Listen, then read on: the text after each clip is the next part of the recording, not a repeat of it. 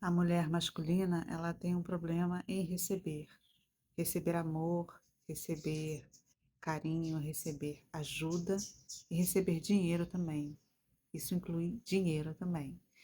Então, quando você tem problemas em receber, significa que na sua psique diz que você foi preparada para não depender de ninguém, porque depender do outro era perigoso. Você não podia confiar a sua segurança e integridade em outra pessoa. E isso fez com que você achasse que você tem que ser por você mesmo. Então, é um problema, né, de receber. E isso acaba afetando todas as áreas da sua vida, inclusive de receber ajuda, de receber gentileza, de receber presente, de receber dinheiro. Existe um bloqueio dizendo que o que você recebe do outro é perigoso. Isso deixa a sua integridade em risco.